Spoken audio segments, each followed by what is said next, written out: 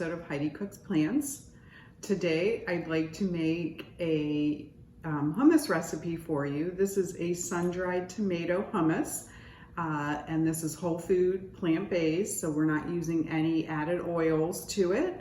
There won't be any added salt and no added sugars, which you normally wouldn't put in hummus anyway. Just a few simple ingredients and we'll get started in just a minute. This hummus recipe uses the typical ingredients. I've got 1 can of chickpeas. These are no salt added. They've been rinsed and drained. I'm going to use some tahini and not very much. I'm gonna put about 2 tablespoons in to start with, maybe 3. And this is a great tahini because it's squeezable, it's really easy. Another great flavor in hummus is lemon, and you always want to use some fresh lemon juice, but I've got a little trick for you. I got this from Dr. Greger's How Not to Die cookbook, and this is blended lemon. I make this in the Vitamix. It's basically everything in the lemon. You're using the peel and everything, and I make this maybe once a week, and I freeze it into ice cube trays, and you're getting all the fiber, not just the juice of the lemon. And we're gonna put that in there.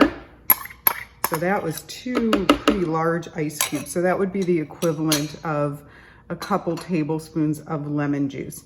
I've got 1 big clove of garlic. I'm using sun-dried tomatoes that are packed, they're not packed in oil. So these are just the dried ones. There's nothing added to them, no oil. And I got these at Trader Joe's. They're really, really good. I like to add these in a lot of different recipes. So those are my basic ingredients. We're gonna give this a blend and then see how much liquid we're gonna need. So let's get this started.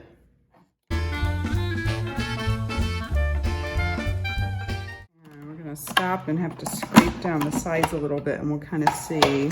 So it's pretty thick and dry right now. So we're definitely going to need some liquid in there. And oh, it smells really good.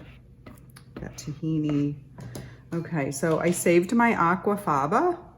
This is the liquid that's in the can of chickpeas. And I'm going to start with about 3 tablespoons. If you didn't want to use this, you could just use water, but this will give you that extra flavor from the chickpeas.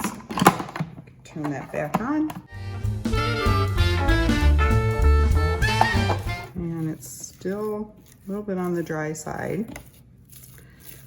And keep going with a little bit more aquafaba.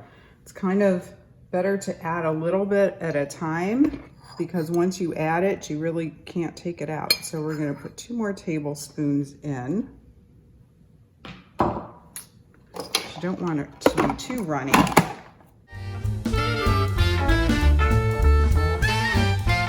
I think that's blended pretty well.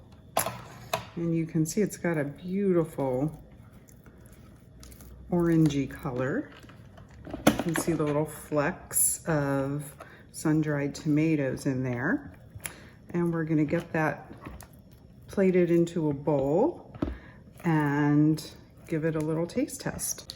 So I've got my hummus put in a bowl, and I've got some really pretty cucumber and pepper sliced up. I did forget to add a little bit of smoked paprika. I really like that taste, so I'm gonna add that at the end. I forgot to put it in the food processor, but it really isn't gonna make much difference. And you can see how nice and creamy it is. And this will last in your refrigerator for about 5 days, but I think it makes a great spread for vegetables and for pita bread. You could put it on a wrap and make a veggie wrap. You could even thin it out with a little bit of water and make a salad dressing. So thanks for stopping by my kitchen today, and I hope you give this hummus a try. And please subscribe to my channel, give me a like, and let me know how much you enjoyed it. And I'll see you in the kitchen again soon. Bye.